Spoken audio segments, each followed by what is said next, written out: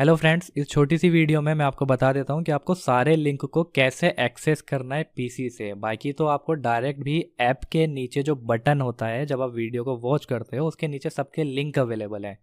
लेकिन उसके बाद भी अगर आपको अपने पीसी से एक्सेस करना है सारे के सारे लिंक। हेलो फ्रेंड्स, ये फर्स्ट वीडियो है अबाउट कोर्स की। ये वीडियो आपको कम्प्लीटली वॉच करनी है। इसमें आपको कोर्स का इंट्रोडक्शन करवाया जाएगा और कुछ बातचीत मैं आपसे करूँगा और कुछ आपको इन्फॉर्मेशन दी जाएगी। ट्रेनिंग के रूल्स क्या क्या होंगे वो आपको बताए जाएंगे।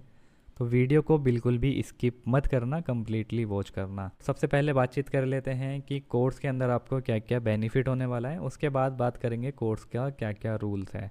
तो ये आपका mobile software course 0 to advance level तक का होने वाला है। 0 टू एडवांस लेवल का मतलब है एकदम स्क्रैच से। तो कोई भी मॉड्यूल्स को देखते टाइम पे आप ये मत समझना कि ये तो मेरे को ऑलरेडी आता है। कोर्स आपका एकदम ज़ीरो से स्टार्ट होगा, एकदम स्क्रैच से स्टार्ट होगा। जो कोर्स का स्ट्रक्चर है वो ऐसा स्टेप बाय स्टेप बनाया गया है कि आपको ज़ीरो से लेके एडवांस लेवल तक का, यानी कि अगर बहुत सारी ऐसी चीज़ें हैं कि आपको मोबाइल सॉफ्टवेयर का पता भी नहीं है तब भी आप मोबाइल सॉफ्टवेयर का काम कर सको। कोर्स आपका एकदम ज़ीरो से स्टार्ट होगा, तो काइंडली सब्र रखना है आपको और जो जो दिया जाएगा उनको स्टेप बाय स्टेप वॉच करना है। यहाँ पे all course lesson is connected with each module. हमारा जितना भी मोबाइल का सॉफ्टवेयर के जो मॉड्यूल्स आपको मिलेंगे, जो सॉफ्टवेयर के मॉड्यूल्स वाली वीडियो मिलेंगी, वो सारी एक दूसरे से लिंक है, यानी कि एक मॉड्यूल दूसरे मॉड्यूल से लिंक है। नो मैटर कि आपको आता है या नहीं आता, आपको मॉड्यूल्स कम्प्लीटली वॉच करने हैं, क्योंकि आपको कोर्स जब ही समझ में आएगा जब तक आप कम्प्लीटली फॉलो करोगे। तो कोई भी ऐसा मॉड्यूल्स आपको कोई भी मॉड्यूल स्किप नहीं करना है, कोई भी आपको वीडियो स्किप नहीं करनी है, क्योंकि जितने भी मॉड्यूल्स लेसन हैं वो सारे एक दूसरे से लिंक है।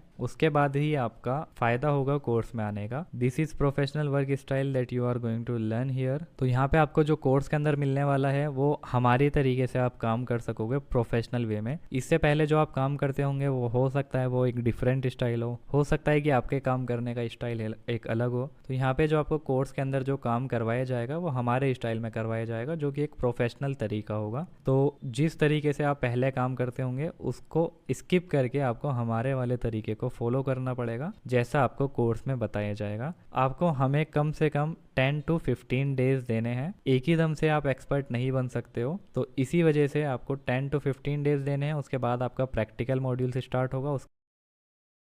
हेलो फ्रेंड्स, आज के इस मॉड्यूल में जानेंगे मोबाइल सॉफ्टवेयर का काम करने के लिए, मोबाइल सॉफ्टवेयर का वर्क करने के लिए कम से कम ओएस मशीन की रिक्वायरमेंट क्या होनी चाहिए। ओएस मशीन का मतलब पीसी या लैपटॉप। तो जब जब मैं ओएस मशीन बोलूँ तो कंफ्यूज मत होना, यानी कि पीसी और लैपटॉप की बात हो रही है। तो यहाँ पे देखो, there is no any special requirement in mobile software work. यहाँ पे कोई भी ऐसी खास स्पेशल रिक्वायरमेंट नहीं है मोबाइल सॉफ्टवेयर का काम करने के लिए। लेकिन आज की जनरेशन में कम से कम आपका पीसी या लैपटॉप इतनी कॉन्फ़िगरेशन का होना चाहिए कि आप काम करो तो काम करते में आपको अच्छा फील हो, यानी कि कम से कम आप अच्छी परफॉर्मेंस के साथ काम कर सको, स्मूथली काम कर सको। कम से कम आपका पीसी इतना होना चाहिए, क्योंकि नॉर्मली हमारे जो मोबाइल सॉफ्टवेयर में होने वाले टूल्स का जो हम यूज़ करते हैं, जो टूल्स होते हैं उनकी इतनी ज़्यादा हाई कैपेसिटी नहीं होती कि उनको बहुत ज़्यादा गेमिंग लैपटॉप या गेमिंग कंप्यूटर चाहिए होंगे। नॉर्मल कोई भी कंप्यूटर में आप मोबाइल सॉफ्टवेयर का काम कर सकते हो। हमारे टूल्स को रिक्वायरमेंट नहीं होती है, मोबाइल सॉफ्टवेयर में होने वाले टूल्स को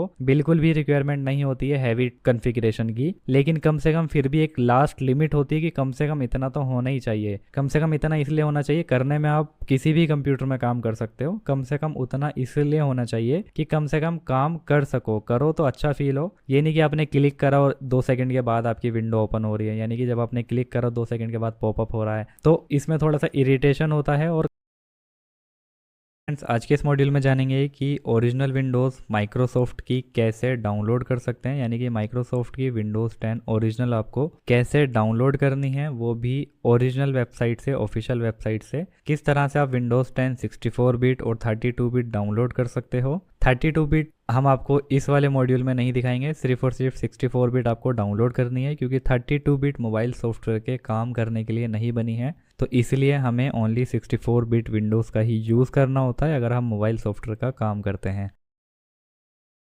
हेलो फ्रेंड्स, आज के इस मॉड्यूल में जानेंगे कि आपको अपनी पेन ड्राइव को बूटेबल कैसे करना है, यानी कि आईएसओ इमेज फाइल के साथ आपको अपनी पेन ड्राइव को विंडोज़ में बूटेबल कैसे करना होता है। इस वाले मॉड्यूल में आपको दो मेथड पता चलेंगे, दोनों ही मेथड बहुत ज़्यादा इजी हैं। तो दो प्रोसेस इस वाले मॉड्यूल में आपको जानकारी मिलेगी, स्टेप बाय स्टेप काम करते हुए चलेंगे। सबसे पहला काम है कि आपके पास पेन ड्राइव कम से कम 8 GB की होनी चाहिए, उससे ऊपर की हो तो चलेगा लेकिन 8 GB से कम नहीं होनी चाहिए। सेकेंड, आपके पास आईएसओ इमेज फाइल होनी चाहिए विंडोज़ की। कैसे डाउनलोड करनी है आपको ऑलरेडी बता दिया गया था।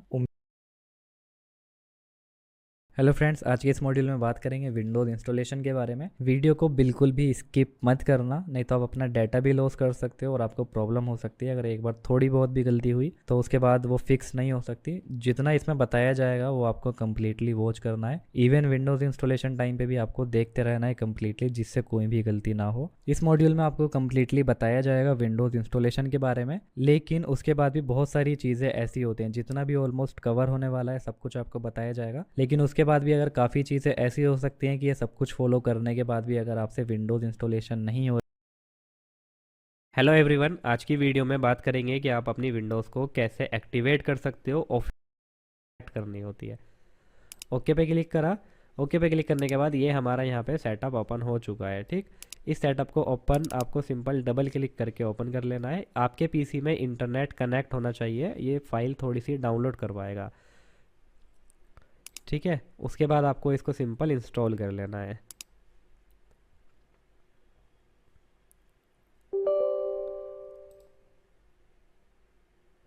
ठीक है, इंस्टॉल करने के बाद अभी आप देख सकते हो ये आ गया। यहाँ पे ये सिंपल एक बटन है यहाँ पे, इसको आप जैसे ही क्लिक करोगे विंडो आपकी एक्टिवेट हो जाएगी। मैं आपको दिखा देता हूँ अभी।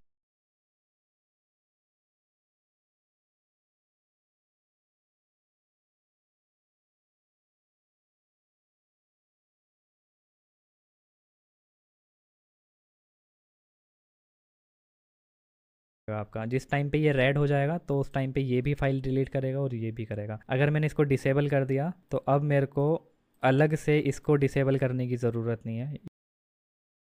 स्टेप सारे ड्राइवर्स को इंस्टॉल करेंगे। ये रही सारी की सारी फाइल्स। मैं इसको अभी ऐसे दिखा देता हूँ आपको। तो यहाँ पे ध्यान रखना, जब हम ये सारे ड्राइवर्स इंस्टॉल कर लेते हैं तो हमें कोई भी ड्राइवर को इंस्टॉल करने की ज़रूरत नहीं है। जितने भी डिवाइसेस हैं पूरे वर्ल्ड में मोबाइल से रिलेटेड, कीपैड वीपैड वाले में अगर कभी बाई चांस ज़रूरत पड़ जाए आपको, जैसे कि ब्रॉडकॉम सीपीयू में बहुत पहले फ़ोन एक आया करता था, अगर उस टाइप की ज़रूरत पड़ जाए तो क्लिक कर देना है और कोई अगर अपडेट आया हो तो उसको इंस्टॉल कर लेना है और पीसी को रीस्टार्ट के लिए बोलेगा तो रीस्टार्ट कर देना है। एक दो बार आपको ट्राई कर लेना है पीसी रीस्टार्ट करके। जब एकदम फाइनल अपडेट हो चुकी होगी तो आपसे रीस्टार्ट के लिए नहीं बोलेगा। चेक अपडेट में DLL फाइल फोल्डर में जाएंगे, उसके बाद इसके अंदर जाएंगे, AIO के अंदर जाएंगे। ये जो WinPKG वाला सेटअप है इसको ओपन करना है आपको। यस पे क्लिक कर देना। अब यहाँ पे हमें सब कुछ तो इंस्टॉल नहीं करना है। यहाँ पे आपको दिखाएगा कि ये इंस्टॉलेशन है, यहाँ पे है। इस वाले बटन पे चले, यहाँ पे दिखाएगा मतलब डिटेल्स में कि क्या क्या इंस्टॉल कर रहा है ये। तो आपको यहाँ इंस्टॉलेशन पे जाना है। .NET फ्रेमवर्क है, विजुअल। हेलो एवरीवन, इस छोटी सी वीडियो में जानेंगे कि आपको टीम व्यूअर को कैसे क्रैक करना है। वीडियो को कंप्लीट वॉच करना, नहीं तो क्रैक नहीं कर पाओगे। ठीक है, बहुत सारे पॉइंट्स होते हैं जो आपको बताए जाते हैं और उन्हीं पॉइंट्स की वजह से ही आप कंटिन्यू काम कर पाते हो। सबसे पहले एक्सट्रैक्ट कर लेते हैं और पासवर्ड हमारा हमेशा 123 ही मिलेगा। एक्सट्रैक्ट करने के बाद इसको आपको सिंपली इंस्टॉल कर लेना है। ठीक है, ये रहा फोल्डर और ये रहा टीम व्यूअर पैच वर्जन वाला। इसको सिंपली इंस्टॉल कर लेना है नेक्स्ट नेक्स्ट इंस्टॉल के बटन पे क्लिक करके। ठीक है, सबसे पहला काम इसको इंस्टॉल करने का। अब उसके बाद यही आपका टीम व्यूअर है। ठीक है, आपके डेस्कटॉप पे आ जाएगा। जो पैच वाला टीम व्यूअर है वो यही है। इसको सिंपल अगर हम ओपन करेंगे तो ओपन होते ही ये टूल को ऑटोमेटिकली क्रैक कर देगा। आपको कुछ ज़रूरत नहीं है कुछ भी करने की। मैं आपको सिंपली दिखा देता हूँ। अभी यहाँ पे आप चेक करो क्या IP ID क्या है इसकी, 1363880092। अब आप इसको अगेन ओपन करोगे। मैं आपको यहाँ पे सेव कर लेता हूँ जिससे याद रहे। और अब हम क्या करेंगे, इसको अगर अगेन ओपन करेंगे, इसको क्लोज करा। क्लोज करने के बाद अगर हम इसे अगेन ओपन करेंगे तो ऑटोमेटिकली ID चेंज हो जाएगी। ठीक है, एक बार ID चेंज होने के बाद टीम व्यूअर आपको 12 से 24 घंटे देता है, 12 to 24 आवर। देख सकते हो ID चेंज हो गई। 12 to 24 आवर आपको टीम व्यूअर देता है। हेलो एवरीवन, आज की वीडियो में बात करेंगे क्विक हील का ट्रायल आपको कैसे रीसेट करना है। वीडियो को कंप्लीट वॉच करना। वीडियो को कट कट करके देखोगे तो कोई गारंटी नहीं होगी। वीडियो कंप्लीट वॉच करना बिना स्किप करे। तो इसको इंस्टॉल करेंगे। I agree, install, crack. ठीक है, अभी आपसे 30 डेज़ बाद ये एक्सपायर हो जाता, लेकिन अब ये एक्सपायर नहीं होगा आपका, ये आपका चलेगा। और कभी भी अगर ये अपडेट के लिए बोले तो इसको अपडेट मत करना। कभी भी कोई चीज़ अगर हम क्रैक करते हैं तो उसको हमें अपडेट नहीं करना होता, वो लाइफ टाइम तक ये आपका चलता रहेगा। अगर आपने अपडेट कर दिया तो हो सकता, पहले स्टेप बाय स्टेप सारे मोड्स के बारे में जान लेंगे और किसका क्या काम होता है ये आपको मैं बता दूंगा, और किस टाइप से आपको वर्क करना होता है मोबाइल सॉफ्टवेयर में वो भी आपको पता चलेगा इस मॉड्यूल में। डिवाइस के मोड्स बहुत ज़्यादा मेन रोल प्ले करते हैं मोबाइल सॉफ्टवेयर का काम करने के लिए। तो सबसे पहले जान लेंगे मीडियाटेक क्यूएलकॉम एसपीडी, यानी कि सारे के सारे डिवाइसेस के मोड्स के बारे में जानेंगे। पहले हम ओनली थ्योरी क्लियर करेंगे अपनी, उसके बाद फिर मैं आपको प्रैक्टिकली भी दिखाऊंगा एक एक डिवाइस को कनेक्ट करके कि ये कनेक्ट करने पे कैसी इन्फॉर्मेशन हमको मिलती है, कैसे पता चलेगा कि किस मोड में कनेक्ट हुआ है, और कैसे पता करेंगे कि हमारे हाथ में डिवाइस कौन सा है और कौन सा नहीं है। हेलो फ्रेंड्स, आज के इस मॉड्यूल में बात करेंगे सभी डिवाइसेस के मोड के बारे में, यानी कि कोई डिवाइस कनेक्ट करने पे उसकी क्या इन्फॉर्मेशन हमें डिवाइस मैनेजर में दिखाई देती है। प्रैक्टिकली जानेंगे, सारे डिवाइसेस को वन बाय वन कनेक्ट करेंगे। प्रीलोडर में कनेक्ट करने पे हमें कैसे पता चलेगा कि हमारा प्रीलोडर पोर्ट है। ब्रोम मोड में हमें कैसे पता चलेगा कि हमारा ब्रोम मोड है। मेटा मोड में कैसे कनेक्ट करा जाता है, मेटा कैसे दिखेगा। और स्टेप बाय स्टेप हम यहाँ से जितने भी यहाँ पे बताए गए हैं प्रैक्टिकली जानेंगे कनेक्ट करके। हेलो फ्रेंड्स, आज का मॉड्यूल बहुत ज़्यादा इंपॉर्टेंट होने वाला है, तो वीडियो को कंप्लीट वॉच करना। आज के इस मॉड्यूल में हम जानेंगे कि ड्राइवर सिग्नेचर डिसेबल क्या होता है। और ये बहुत ज़्यादा इंपॉर्टेंट इसलिए है क्योंकि आज के टाइम पे जो लैपटॉप आ रहे हैं या कंप्यूटर आ रहे हैं उनकी सिक्योरिटी काफ़ी ज़्यादा हाई है। इसकी वजह से आपको ड्राइवर की प्रॉब्लम मिलेगी। आप ड्राइवर इंस्टॉल कर चुके हो या नहीं कर चुके वो मैटर नहीं करता। ठीक है, ये प्रॉब्लम आपको मिलेगी सारे लेटेस्ट कंप्यूटर या लैपटॉप में, यानी कि आज के टाइम में जो कंप्यूटर या लैपटॉप आ रहे हैं उनमें एक सिक्योरिटी है जो कि सिक्योर बूट के नाम से होती है। तो सिक्योर बूट की सिक्योरिटी बायोस के अंदर होती है, डायरेक्ट आप उसको डिसेबल नहीं कर सकते। सो अगर आपके में सिक्योर बूट वाली सिक्योरिटी है तो आप अगर कोई भी डिवाइस को कनेक्ट करोगे अपने कंप्यूटर या लैपटॉप से यानी पीसी से, तो आपके डिवाइस मैनेजर में वहाँ पे येलो मार्क आएगा। अभी मैं प्रैक्टिकली आपको दिखाऊंगा, यानी कि कनेक्ट नहीं होगा। कोई फ़र्क नहीं पड़ता कि आप ड्राइवर इंस्टॉल कर चुके हो या नहीं कर चुके। अगर आप ड्राइवर भी इंस्टॉल कर चुके हो उसके बाद भी आपको येलो मार्क देखने को मिलेगा। तो सिक्योर बूट अगर आपका इनेबल है और आपने ड्राइवर सिग्नेचर डिसेबल करा तो ये वन टाइम ही वर्क करेगा, एक बार। अगर पीसी इन केस रीस्टार्ट आपने कर दिया दोबारा से तो ये आपको दोबारा करना पड़ेगा। हेलो फ्रेंड्स, आज के इस मॉड्यूल में बात करेंगे मीडियाटेक की फ्लैशिंग के बारे में। मीडियाटेक मतलब एमटी के फ्लैशिंग के बारे में। वीडियो को कंप्लीट वॉच करना। अभी थोड़ा सा ज्ञान लेंगे प्रैक्टिकल मोड में जाने से पहले, उसके बाद फिर हम प्रैक्टिकल जानेंगे जिससे हमारा काम आसान होगा थ्योरी कंप्लीटली जानने के बाद। तो एक एक पॉइंट मीडियाटेक से फ्लैशिंग यहाँ पे क्लियर होने वाला है। वीडियो को बिल्कुल भी स्किप मत करना। हो सकता है स्टार्टिंग में आपको कुछ समझ में ना आए, लेकिन जब प्रैक्टिकल आपको दिखाएंगे तो आपको समझ में आएगा कि ये सब कुछ क्यों समझाया गया था आपको। थियोरिटिकली प्रैक्टिकली दोनों जानेंगे और डीपली वे में जानने की कोशिश करेंगे मीडियाटेक स्क्रीन लॉक का प्रोसेस क्या है। और बहुत ज़्यादा डीप डिटेल्स में आपको नॉलेज मिलने वाली है आज के इस मॉड्यूल में, तो वीडियो को बिल्कुल भी स्किप मत करना। तो आज का हमारा टॉपिक है मीडियाटेक का स्क्रीन अनलॉक का प्रोसेस और उसके साथ साथ एफआरपी का। तो यहाँ पे जितना भी कुछ इंग्लिश में लिखा हुआ है ये मेरे को अपने समझाने के लिए लिखा होता है, मतलब कि मॉड्यूल बनाते टाइम पे मैं कुछ भूल ना जाऊँ, जिससे कुछ रह ना जाए कि जो मैं आपको ना बता पाऊँ।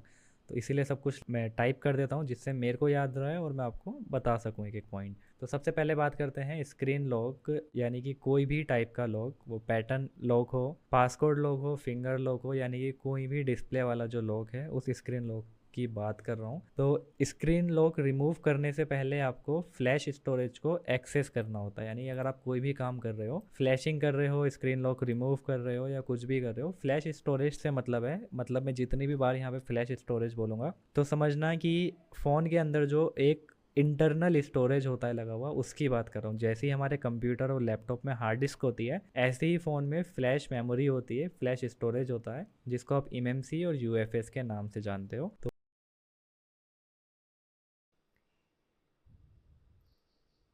ठीक है, ये है इमेज फाइल्स। कितनी फाइल हैं टोटल? 25। यहाँ पे कितनी फाइल हैं टोटल? 58। चलो मान लो एक फ़ोल्डर है जो मैंने बना दिया था, इसको हटा दिया।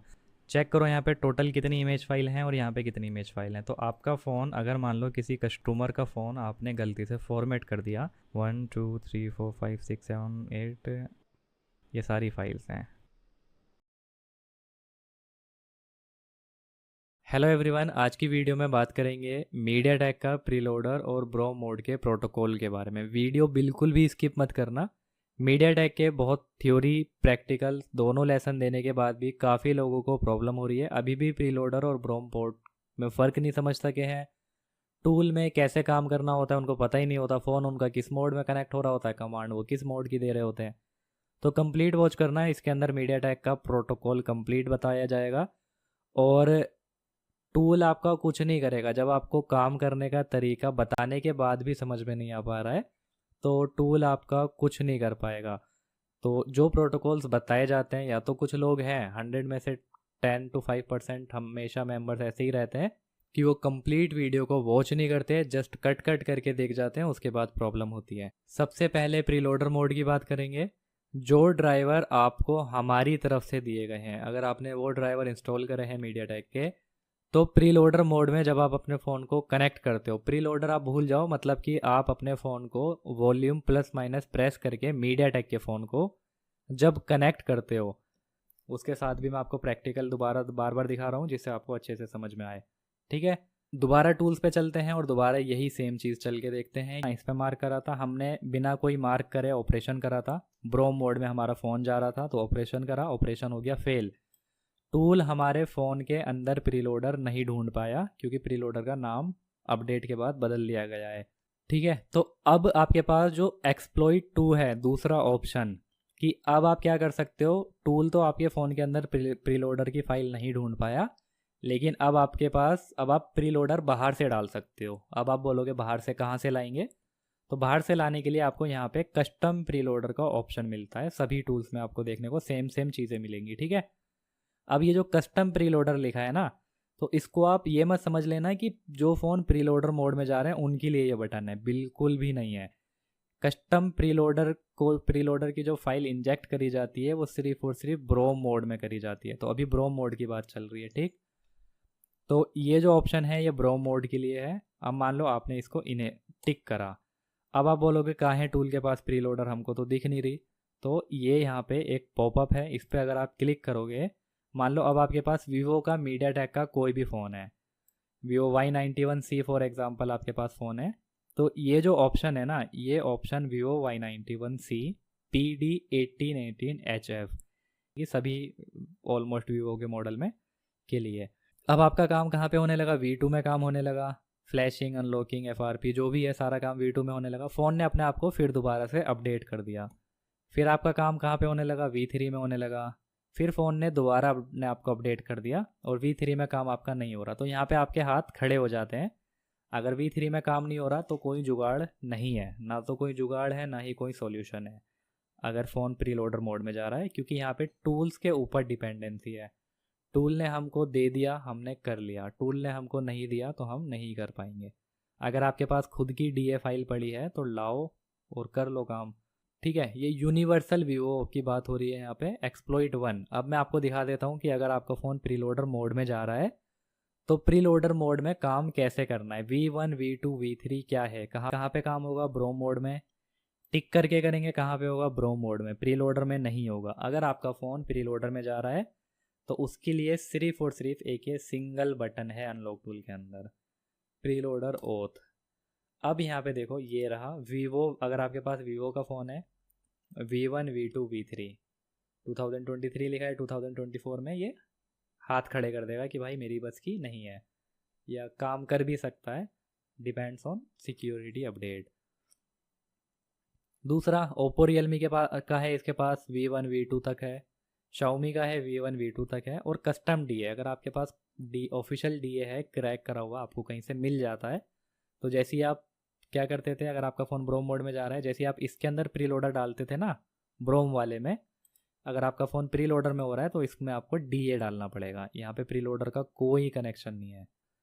तो काम पूरा वही हो रहा है, लेकिन काम करने का तरीका बदल गया है। टारगेट आप सब कर सकते हो अगर एक बार कमांड एक्सेप्टेड हो गई तो, यानी कि जो टूल्स ने डीए बनाया है क्रैक वाला, अगर वो एक्सेप्ट कर लिया, आपके फ़ोन की कमांड रन हो गई, तो आप कुछ भी कर सकते हो। ठीक है, इस टाइप से आप कुछ मॉडल्स और सपोर्ट करवा सकते हो या और सपोर्ट ले सकते हो। मान लो एक टाइम पे यहाँ पे वीवो का आ गया ऑप्शन, वीवो Y91C इन्होंने दिया, तो वीवो Y91C के अंदर वीवो के उस सेम सीपीयू में जितने भी फ़ोन होंगे उसका काम आप उस सेक्शन पे कर सकते हो। ठीक है, जैसे मान लो यहाँ पे Redmi A3 है, अब Redmi A3 में जो सीपीयू लगा है उस सीपीयू में Redmi के जितने फ़ोन हैं वो सारा काम, यानी कि उन सारे मॉडल्स को यहाँ पे वो सपोर्ट 30 to 40% चांस है कि सपोर्ट कर जाता है।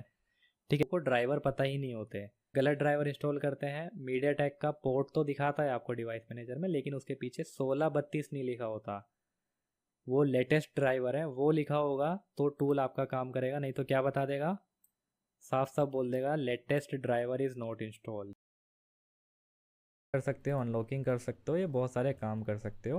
मकसद वही है कि आप MMC UFS में जो फ्लैश स्टोरेज होता है, मतलब किसी भी डिवाइस में जो फ्लैश स्टोरेज होता है जैसे कि MMC या UFS, एक तरह की हार्ड डिस्क बोल सकते हो आप उसको, वो एक्सेस कर लोगे तो सारा काम हो ही जाएगा। फिर तो आप फ्लैश भी कर लोगे, अनलॉक भी कर लोगे, FRP भी कर लोगे, MI अकाउंट होगा उसको भी रिमूव कर लोगे। मकसद है उसको एक्सेस करने का। और वहीं बात करूँ कनेक्शन की, तो मीडिया टेक, इसको आप लिख सकते हो मीडिया,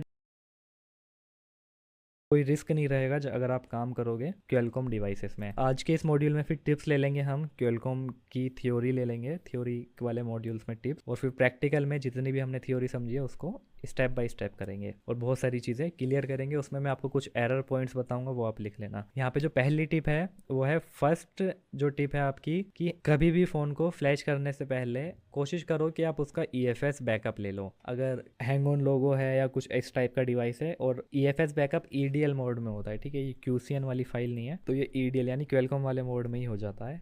तो EFS बैकअप लेने से आपके IMEI सेफ हो जाएंगे। कुछ टूल आपको EFS बैकअप तो देंगे ऑप्शन, लेकिन वो किसी पे भी भरोसा नहीं किया जा सकता, सारे टूल्स पे मतलब भरोसा नहीं किया जा सकता। तो EFS वाली फाइल बैकअप सिर्फ फेमस टूल ही करवा सकते हैं। अनलॉक टूल, UMT, हाइड्रा, बाकी के टूल्स पे आप भरोसा, यानी कि कुछ और भी टूल्स हैं लेकिन सारे टूल्स पे आप भरोसा नहीं कर सकते कि अगर आपने EFS बैकअप करा तो आप सेफ हो। कुछ टूल्स कुछ फाइल छोड़ देते हैं जिससे आप अपने IMEI खो सकते हो। तो हमेशा ट्राई करो कि अगर आप अपने फ़ोन को फ्लैश कर रहे हो तो मॉडम वाली जो फाइल होगी उसको कभी भी फ्लैश मत करना। अगर आपने मॉडम वाली फाइल को टिक करके फ्लैश कर दिया तो आपके IMEI और आपकी नेटवर्क की फाइल्स उड़ सकती है। ठीक है, कभी भी हैंग ऑन लोगो वाला फ़ोन पकड़ो, कस्टमर को हमेशा डेड रिस्क दो कि फ़ोन फ्लैश होते टाइम पे जो बचा कुचा लोगो का आइकन है, लोगो है, वो भी हट सकता है फ्लैशिंग के बाद। फोर्थ हमारी टिप है कि अगर आपके पास कस्टमर हैंग ऑन लोगो वाला फ़ोन लेकर आता है तो हो सकता है कि वो पहले किसी दुकान पे दिखा चुका हो, पहले किसी शॉप पे दिखा चुका हो, उसके बाद वो आपके पास लेकर आया है या खुद से ट्राई कर चुका हो। अगर वो पहले किसी को दिखा चुका है अपना फ़ोन तो लोगों को नॉलेज नहीं होती है, लोग फॉर्मेट कर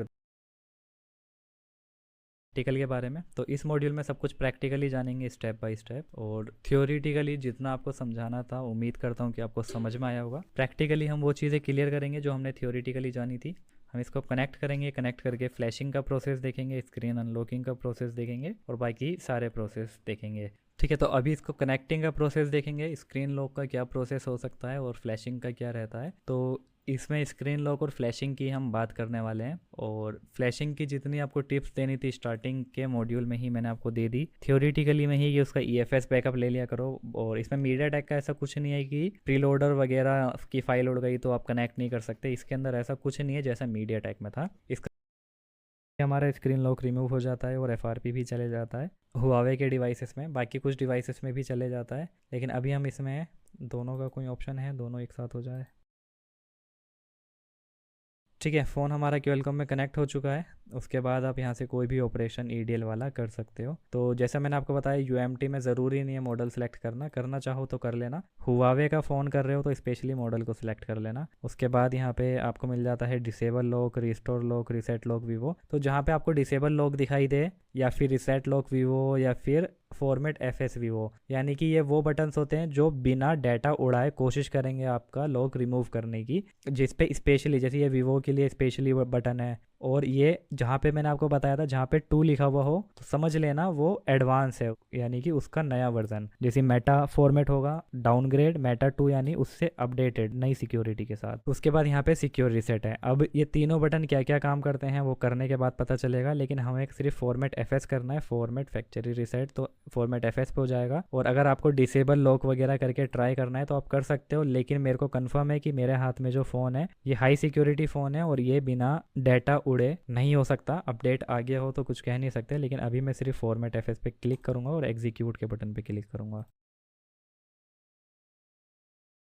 की फ्लैशिंग के बारे में आज हम सारा प्रोसेस क्वेलकॉम की फ्लैशिंग का जानेंगे। So today we are learning about Qualcomm flashing, Qualcomm chipset device flashing, यानी कि वो डिवाइस फ्लैश जो कि डिवाइस मैनेजर में क्वेलकॉम का पोर्ट बना रहे हैं। वो नहीं कि अगर क्वेलकॉम का फ़ोन है सैमसंग का, आप उसको डाउनलोड मोड में कनेक्ट कर रहे हो तो वो कैलकुलेट नहीं होगा क्वेलकॉम में। क्वेलकॉम मतलब यहाँ पे क्वेलकॉम आना चाहिए, उसके बाद ही आगे की बातचीत करेंगे। कोई भी फ़ोन हो क्वेलकॉम का है तो क्वेलकॉम में कनेक्ट हो रहा है तभी क्वेलकॉम का है। सैमसंग का फ़ोन डाउनलोड मोड में कनेक्ट हो रहा है तो उसको हम डाउनलोड मोड ही बोलेंगे सैमसंग का, उसको हम क्वेलकॉम से कोई लेना देना नहीं है। ठीक है, क्वेलकॉम का मतलब है हमारा जो डिवाइसेस क्वेलकॉम में कनेक्ट होते हों, बाकी कोई डिवाइसेस हम यहाँ पे नहीं रखेंगे। अब यहाँ पे सबसे पहले आज का टॉपिक है फ्लैशिंग का, तो सिर्फ हम फ्लैशिंग के बारे में जानकारी लेंगे, बाकी चीज़ें नहीं कवर करेंगे इस वाले टॉपिक में। फ्लैशिंग में जितना भी हो सकेगा, जितना भी काम होता है सबके बारे में जानेंगे। तो सबसे पहला, फ्लैशिंग के लिए आपके पास कोई भी फ़ोन आए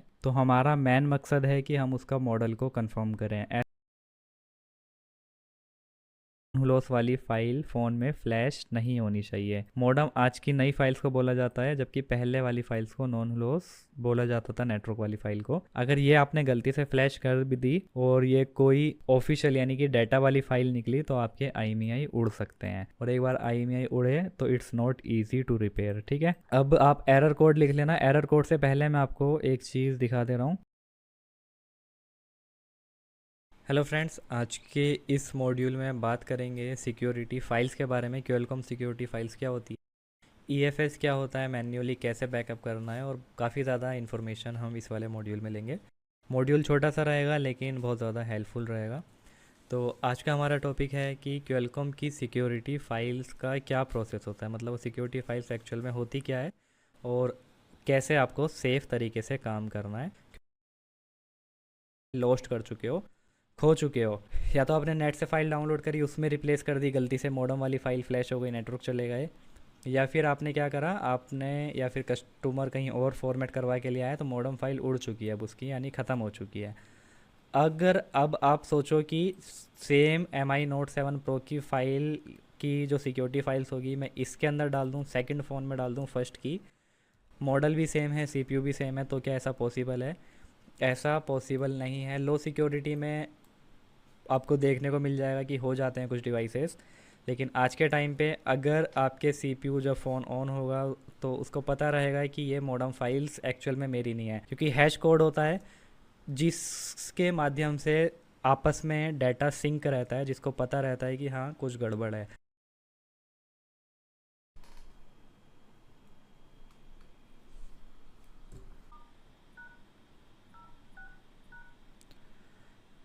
ठीक है, यहाँ पे आप देख सकते हो सब कुछ ओके है। ठीक है, एकदम ओके फ़ोन है, ओरिजिनल सब कुछ है, ओरिजिनल IMEI ऑफिशियली इसकी रोम है, ऑफिशियली फाइमवेयर है, सब कुछ ऑफिशियल है। अब देखेंगे कि बैकअप EFS कितना सेफ़ है और थोड़ा प्रैक्टिकली भी जान लेंगे बैकअप करना, रिस्टोर करना, और थोड़ी बहुत एक और प्रोसेस बता दे रहा हूँ सिक्योरिटी फाइल बैकअप करने का। एक तो ये तो हो गया direct backup EFS।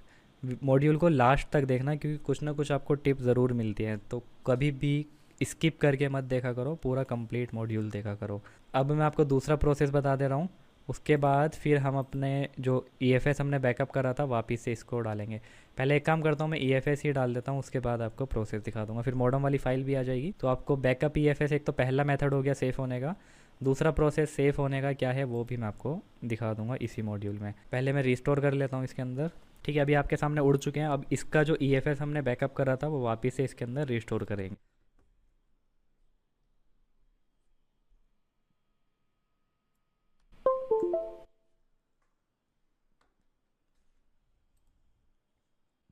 Restore EFS पे चले गए। ठीक है, रिस्टोर पे जब आप क्लिक करोगे अभी आपसे पूछेगा कि कौन सी वाली फ़ाइल है, कहाँ पे अवेलेबल है। तो आप यहाँ से भी जा सकते हो डायरेक्टली। आपको क्या करना है, राइट क्लिक करना है, ओपन फाइल लोकेशन पे क्लिक करना है, और ये रहा EFS बैकअप का फोल्डर। ये जो ऊपर वाली डायरेक्टरी है, ऊपर वाली जो लोकेशन है, इसको कॉपी कर लेना और यहाँ पे पेस्ट कर देना। ये तो हो गया स्मार्ट तरीका, ये आप डायरेक्ट वहाँ पे चले जाओगे। सो गाइस, आज के इस मॉड्यूल में बात करेंगे SPD के बारे में। ओनली SPD की ही बात करेंगे, भले ही वो फ्लैशिंग हो, लॉकिंग हो, यानी जितना भी काम हो। पहले जस्ट थोड़ी सी नॉलेज लेंगे, यानी थोड़ा सा ज्ञान लेंगे, उसके बाद हम प्रैक्टिकल की तरफ जाएंगे। ठीक है, तो यहाँ पे मेरे डोंगल्स हिल रहे हैं, 1 मिनट। ठीक है, तो 1 मिनट का मैं टाइम लूँगा आपका। ओके, तो अब शायद इन सब टूल्स को दोबारा कट करके ओपन करना पड़ेगा जब डोंगल रिमूव हो जाता है, वो मैं कर लूँगा। अब यहाँ पे देखो, आपको वीडियो कम्प्लीटली वॉच करनी है, क्योंकि SPD से रिलेटेड जितनी भी प्रॉब्लम्स होती हैं, यानी कि जितना भी कुछ है वो सब कुछ क्लियर होने वाला है, A से लेके Z तक, जितना भी मेरे से हो सकेगा, यानी जितना भी पॉसिबल होगा मैं सारी ही नॉलेज आपको देना चाहूँगा। एक नोटबुक लेके बैठना, क्योंकि ऑलमोस्ट कुछ पॉइंट्स ऐसे होंगे जो आप लिखोगे तो बेहतर रहेगा, और लिखने से बहुत सारी चीज़ें क्लियर हो पाती हैं। हेलो फ्रेंड्स, आज के इस मॉड्यूल में बात करेंगे हुआवे की फ्लैशिंग के बारे में। हुआवे फ्लैशिंग यानी हुआवे के हाई सिलिकॉन CPU के प्रोसेसिंग के बारे में।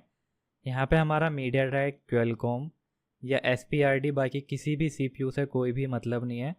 आज के इस मॉड्यूल में सिर्फ और सिर्फ हुआवे का जो प्रोसेसर होता है हाई सिलिकॉन, उसी की बात करेंगे।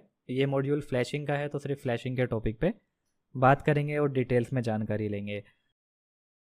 दे तो आपको कंफ्यूज नहीं होना है। हमारा मकसद है, अगर कस्ट और प्रीलोडर वाला फोल्डर दिखेगा तब जाके हमें तीनों फोल्डर सेलेक्ट करने हैं, नहीं तो नहीं करने। अभी आपको और डिटेल में मैं समझा देता हूँ। करते हो तो उसके अंदर आपको अब पहला होगा firmware folder, base firmware folder. दूसरा होगा कस्ट फोल्डर, जिसको आपको एक्सट्रैक्ट करना पड़ सकता है, जिप वाली फाइल हो सकती है।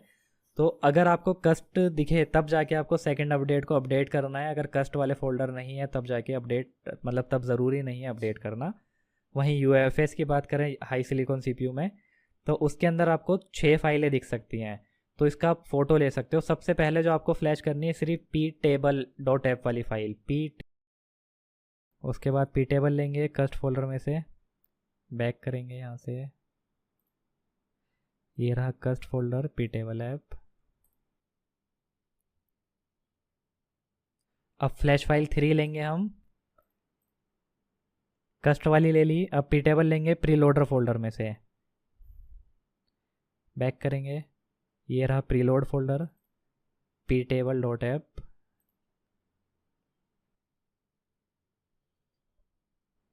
ठीक है, फ्लैश फाइल 4।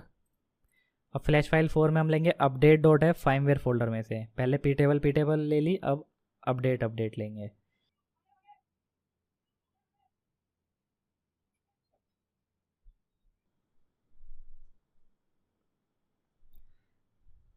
ठीक है, इसके IMEI चेक कर लेते हैं।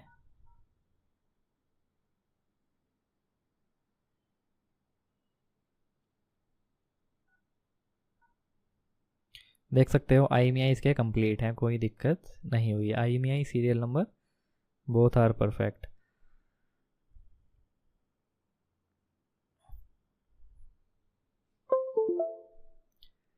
ठीक है, तो हेलो फ्रेंड्स, आज के इस मॉड्यूल में बात करेंगे सैमसंग के बारे में। मॉड्यूल को कंप्लीट वॉच करना, बिल्कुल भी स्किप मत करना, क्योंकि अभी हम थियोरेटिकली सब कुछ जानेंगे सैमसंग का प्रोसेस, बहुत सारी टिप्स लेंगे, स्टेप बाय स्टेप जानेंगे, और उसके बाद हम प्रैक्टिकल कवर करेंगे। इसके बाद थ्योरी के बाद सैमसंग का ये कंप्लीट मॉड्यूल होने वाला है, जिसके अंदर आपको सैमसंग डिवाइस का प्रोटोकॉल्स बताया जाएगा। तो सब आपका फ़ोन आपने लिया दुबई से, तो दुबई का जो भी कंट्री कोड होगा उसके अंदर इंटरनेट की सेटिंग, लैंग्वेज की डिफ़ॉल्ट सेटिंग और बहुत सारी सेटिंग वहीं की ही रहती है। और आ जाएगा, उसको आप चेंज कर सकते हो अपनी कंट्री के अकॉर्डिंग। तो इस टाइप से आपको कई बार CSC मैन्युअली भी चेंज करना पड़ सकता है। तो ये हो गई CSC की इन्फॉर्मेशन। ठीक है, अब एक बार बाइनरी पे नज़र दोबारा से डाल लेते हैं। तो ये तो मैं थियोरिटिकली बता रहा हूँ और प्रैक्टिकली में हम इसको अच्छे से समझेंगे। मॉड्यूल में बात करेंगे सैमसंग के बारे में। तो इसमें हम सैमसंग का प्रैक्टिकली देखेंगे, फ्लैशिंग का तरीका और बाकी बहुत सारी इन्फॉर्मेशन लेंगे। तो थियोरिटिकली आपको ऑलमोस्ट पिछले वाले मॉड्यूल में सब कुछ बता दिया गया था। तो इस वाले मॉड्यूल में हम थियोरिटिकली और प्रैक्टिकली दोनों स्टेप बाय स्टेप एक एक चीज़ जानेंगे। उसमें कई बार स्पीड कम आती है और फ़ोन फ्लैशिंग के टाइम पे अगर हिल गया तो फ़ोन आपका डेड हो सकता है। मैंने आपको ऑलरेडी इससे पहले वाले मॉड्यूल में क्लियर बता दिया था।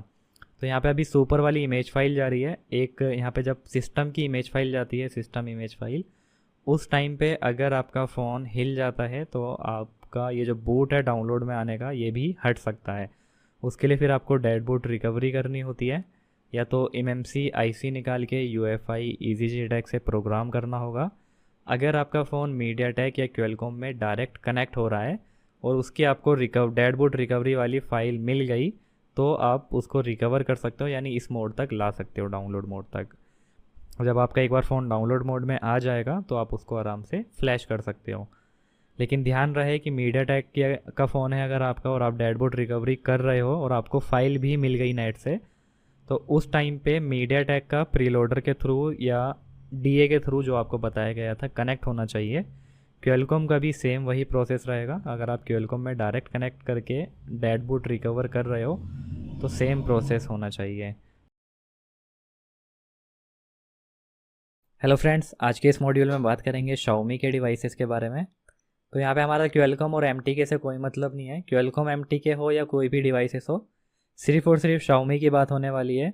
Xiaomi के यानी कि MI के उन डिवाइसेस यानी कि उन मोड्स की बात करेंगे जिनका प्रोटोकॉल्स बाकी के डिवाइसेस से अलग है। आपको वॉल्यूम स्विच ऑफ करना है, स्विच ऑफ करके वॉल्यूम प्लस प्रेस करके रखना है और डाटा केबल लगा देनी है बिना कोई दूसरा बटन दबाए। उसमें भी आपका फ़ोन रिकवरी मोड में चले जाता है। तो अभी ये डायरेक्ट ऑफ तो नहीं हो रहा, तो इसको हम सारे की प्रेस करेंगे ऑफ करने के लिए। ठीक है, जैसे ही हमारा फ़ोन ऑफ हुआ हमने सिर्फ वॉल्यूम प्लस दबा रखा और USB केबल लगा दी है। फिर वो बंद हो जाए, फिर आगे जाके दोबारा से अपडेट आ जाए कि MIUI 14 भी 15 भी हो रहा है। तो ये सिक्योरिटी आती रहती है, जाती रहती है। जस्ट आपको क्या मतलब है कि आपको पता होना चाहिए कि ये एक मोड है और इस मोड में ये नई सिक्योरिटी आई है, तो आपको ट्राई कर लेना है। ट्राई क्यों कर लेना है कि हमको फ़ोन खोलना ना पड़े, बिना फ़ोन खोले हमारा काम हो जाए। तो हो गया, ठीक है। नहीं तो फिर लास्ट ऑप्शन तो हमारे पे खोलने का ही बचेगा ना, फ़ोन को ओपन करके EDL शॉर्ट करना पड़ेगा। ठीक है, दिखा देता हूँ मैं आपको। बटन मिलेंगे और बाकी के टूल्स में आपको अलग मिलेंगे। ठीक है, बटन्स आपको अलग मिल सकते हैं लेकिन आपको समझ के काम करना है। यहाँ पे देखो, ये रहा reset MI account new devices के लिए, तो भी MI अकाउंट नहीं लगेगा। और MI का अकाउंट भी नया डाल सकते हो तो भी कोई प्रॉब्लम नहीं आएगी। प्रॉब्लम कहाँ पे आएगी, दोबारा अगर अपडेट हो गया तो आपकी परसिस्ट वाली फाइल दोबारा से ओरिजिनल हो जाएगी, नई वाली आ जाएगी और आपको दोबारा से लॉक मिल जाएगा। फर्मवेयर दिया जाता है, आपके इंडिया के ऐप्स रहते हैं उसके अंदर, और जो कीबोर्ड वगैरह होता है उसमें इंग्लिश इंडिया सेट रहता है। यहाँ पे फास्टफूड स्टेबल ही डाउनलोड करनी होती है। जिप डेवलपर दिख रहा है, जिप स्टेबल दिख रहा है, लेकिन अब फास्टफूड वाली फाइल जो होगी आपकी वो EDL में भी फ्लैश हो जाएगी और फास्टफूड में भी फ्लैश हो जाएगी। ठीक है, तो आपको यही डाउनलोड करनी होती है। सबसे लेटेस्ट वाली ऊपर आ रही है, उससे डाउनग्रेड वाली नीचे। और EDL में आप ये भी फ्लैश कर सकते हो, EDL में डाउनग्रेड का कोई लेना देना नहीं है। अगर फ़ोन का एक्सेस हो गया फायर हाउस से, की से अगर एक्सेस हो गया तो वहाँ पे डाउनग्रेड का कोई UMT ने दिया है अभी तक सिर्फ, वो है ये है MIUI फ्लैश। इसको जिप फाइल चाहिए होती है। जिप फाइल वो भी कौन सी वाली, अपडेटेड वाली। अपडेटेड कौन सी, रिकवरी वाली फाइल में। इससे कुछ निकल गया हो तो वो आप समझ जाओ आराम से। क्वेलकॉम का, MediaTek का जैसी सारे डिवाइसेस में काम मैंने आपको बताया है वही सेम काम होता है MI के में भी। वो भले ही फ्लैशिंग हो, अनलॉकिंग हो या FRP हो या MI अकाउंट हो। ठीक है, फास्ट बूट में आप सारा का सारा काम कर सकते हो, बस कंडीशन है कि आपका बूट लोडर अनलॉक होना चाहिए।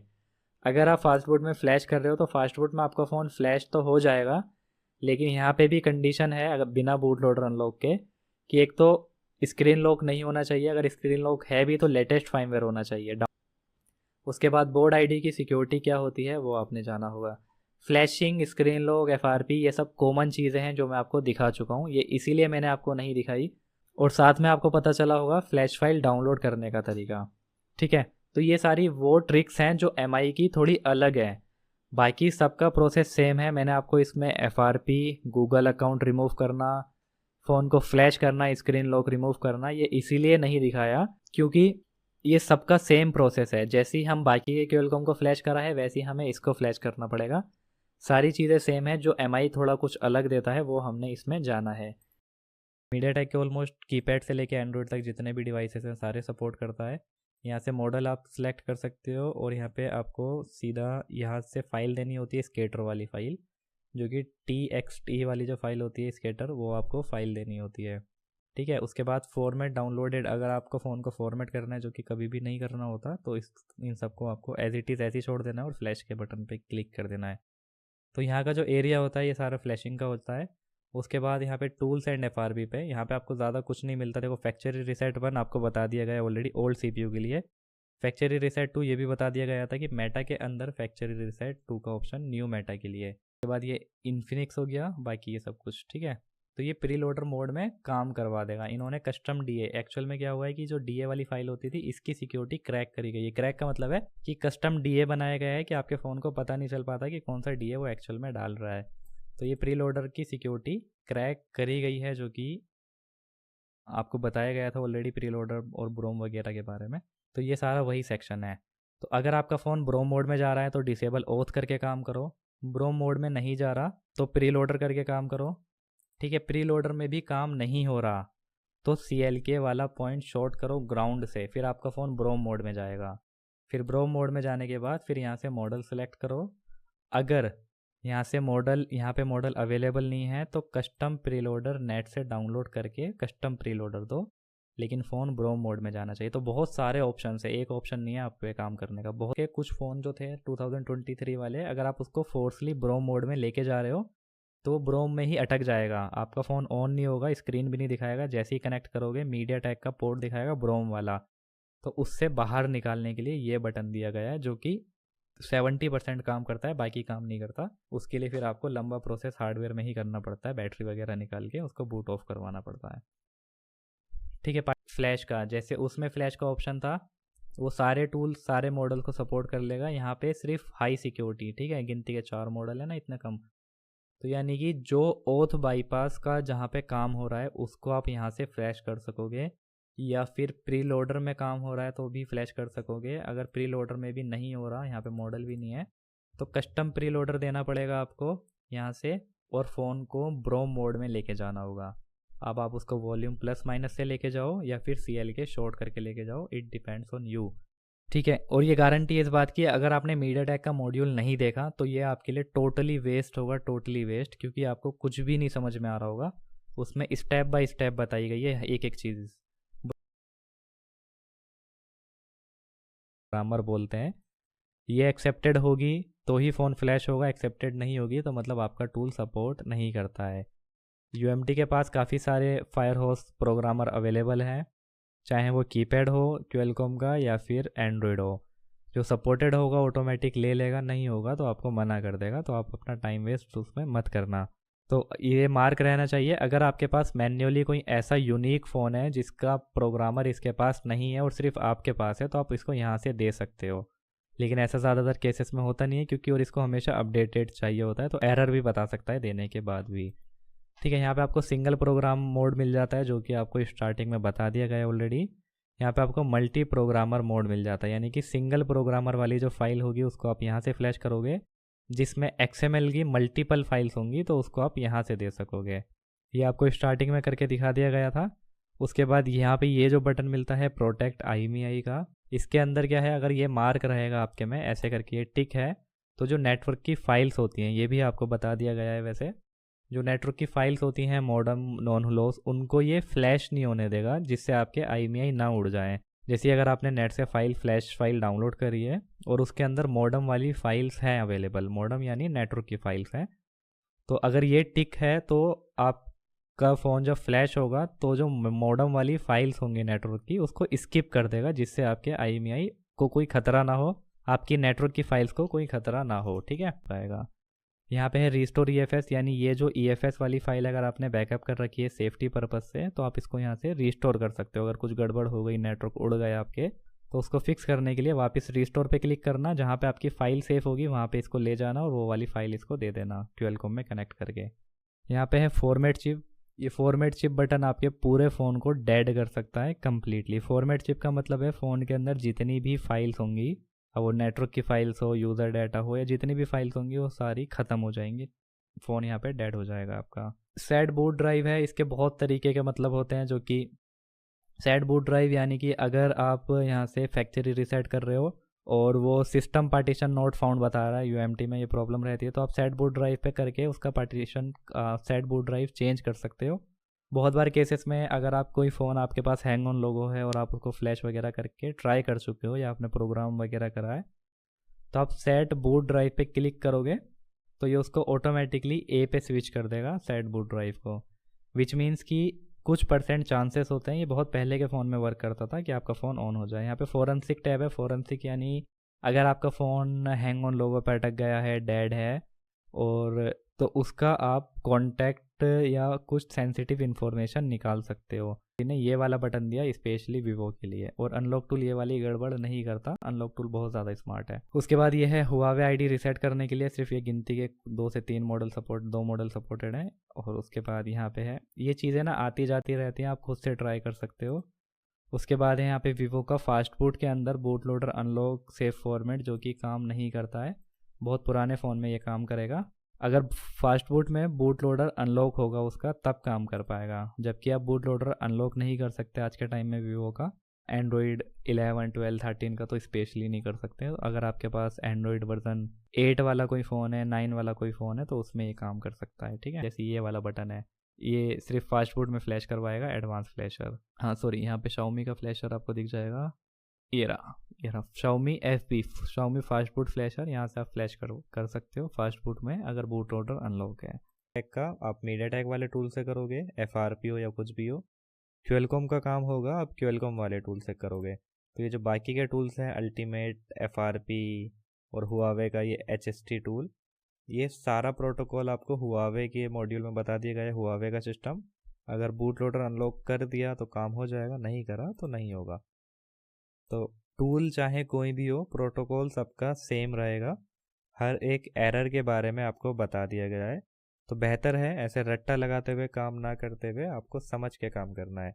जस्ट फिर भी मैं आपको UMT का जो लास्ट सेटअप बचा था यूनिसॉक वाला, इसमें कुछ चीज़ें है उससे अलग हो, SPD में कुछ होता ही नहीं है। ठीक है, तो सबसे ये वाला जो काम है डायग्नोस्टिक मोड, यहाँ पे अगर आप डायरेक्ट SPD को कनेक्ट करोगे, वॉल्यूम प्लस माइनस दबा के आपके डिवाइस मैनेजर में SPD आएगा, तो वो वर्क नहीं करेगा। ये यहाँ पे आपके SPD वाले पोर्ट को डायग्नोस्टिक मोड में लेके जाएगा। साफ साफ लिखा है ना, एंटर डायग्नोस्टिक मोड। तो डायग्नोस्टिक मोड में आप क्या कर सकते हो, रीड फ़ोन की इन्फॉर्मेशन, रीड फ़ोन का पासवर्ड, जो कि आज की सिक्योरिटी के हिसाब से 5.0 से ऊपर है। अब इससे पहले मैं आपको ये सारे CPUs थ्रू वर्क दिखाऊँ, ये CPU सेलेक्ट करके वर्क करने का स्टाइल, या फिर मॉडल सेलेक्ट करके वर्क करने का स्टाइल। तो यहाँ पे देखो SPD के जो पुराने फ़ोन है, मैं आपको दिखा देता हूँ। ठीक है, ये है जेनरिक, ये है ओल्ड। तो जो SPD के पुराने फ़ोन हैं, जैसे मान लो जिसके अंदर SC7731E, या फिर यहाँ पे इस CPU में जो काम है, इसमें आप डायरेक्टली CPU सेलेक्ट करके काम कर सकते हो अगर आपको अपने फ़ोन का CPU पता है। अगर आप पे कोई SPD का मोबाइल है, कीपैड है या जो भी है, अगर आपको पता है कि उसके अंदर कौन सी MMC है, वहाँ पे आप रियलमी, मेरे को मॉडल भी नहीं पता ये कौन सा होगा कौन सा नहीं, X2 है जिसमें CPU SPD का है।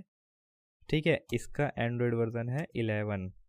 अब क्या हुआ, अब इसका लोडर फ्लैश फाइल में से ही उठाया। ठीक है, इसका लोडर फ्लैश फाइल में से उठाया, किसी भी टूल ने, लोडर आपको बता रखा है उस वाले मॉड्यूल में, किसी भी टूल ने उठाया। अब कस्टमर ने अपडेट कर दिया अपने फ़ोन को। अब क्या हो गया उसके अंदर, एंड्रॉयड 12। अब यहाँ पे ये वाला लोडर जो कि पहले एंड्रॉयड 11 में काम करता था, अब वो एंड्रॉयड 12 में काम नहीं करेगा, FDL एरर आएगा। ठीक है, FDL एरर। SPD टूल में भी काम करते हुए FDL एरर आता है। ये लोडर्स बनाएगा ही नहीं है, क्रैक वाले नहीं है, ये कॉपी पेस्ट वाले हैं, ये फ्लैश फाइल में से उठा रखे हैं। अगर इसलिए मैंने आपको उस वाले मॉड्यूल में क्या बताया था कि अपना काम करो SPD के टूल से करो, SPD रिसर्च टूल से, लेटेस्ट फ्लैश फाइल डाउनलोड करके। अगर आपके में FDL एरर आ रहा है कोई काम करते में, FDL1 एंड FDL2 ये क्या होते हैं, आपके लोडर होते हैं। अगर ये दोनों एरर आ रहे हैं तो आप क्या करोगे, अगर आप SPD रिसर्च टूल से डाउनलोड कर कुछ काम कर रहे हो तो आप अपनी लेटेस्ट वाली फ्लैश फाइल डाउनलोड करोगे, लेटेस्ट फ्लैश फाइल। क्योंकि अगर आपका अपने ये मान लो FRP जो भी कुछ काम करना है वो आपने करा, अब एक टाइम पे आपका हो रहा है, अब दूसरी बार आपके पास फ़ोन आया, सेम फ़ोन है, सेम CPU है, ठीक है, मान लो ये Realme का C30 सेम फ़ोन है, एक बार को तो आपका हो गया, दूसरी बार में क्या बताया उसने, फेल। रीज़न क्या होगा कि जिस टाइम पे आपने पहले करा होगा उस टाइम पे वो फ़ोन अपडेटेड नहीं होगा, बाद में वो अपडेटेड हो गया होगा, तो इसके पास जो UMT के पास लोडर है, ठीक है, ये FDL, वो उसमें वर्क नहीं करेगा अपडेटेड होने की वजह से। ठीक है, याद रखना। तो बेहतर है रट्टा लगा के काम ना करते हुए आपको समझ के काम करना है, जो कि SPD वाला मॉड्यूल दिया गया था, उसमें एक एक चीज़, एक एक पॉइंट, पूरा प्रोटोकॉल बताया गया है। इस तो यही थे UMT के कंप्लीट मॉड्यूल, जिसमें आपको MediaTek के एक एक बटन के बारे में बता दिया गया ऑलरेडी, क्वेलकॉम के एक एक बटन के बारे में बता दिया गया, कौन कौन से टूल होते हैं, और SPD का भी आपको ऑलमोस्ट सब कुछ पता चल गया। तो UMT की जो कंप्लीट सीरीज़ थी वो यहीं पे ख़त्म होती है, और बेहतर है, दोबारा मैं सजेस्ट करना चाहूँगा कि आप ऐसे रट्टा लगाने से अच्छा है जो होने वाला काम है वो आपको सारा पता रहेगा, जो नहीं होने वाला काम है जिसका कोई लोडर नहीं आया या जो सिर्फ ऑनलाइन ही सपोर्ट करते हैं तो उसका एक अलग मैटर हो गया। बाकी जो होने वाला काम है जितना पूरे वर्ल्ड में पॉसिबल है वो आपको सारा CPU बेस बता दिया गया है। तो यही था UMT SPD का कंप्लीट मॉड्यूल। उम्मीद करता हूँ हेल्पफुल रहा होगा। So bye, take care, thank for watching.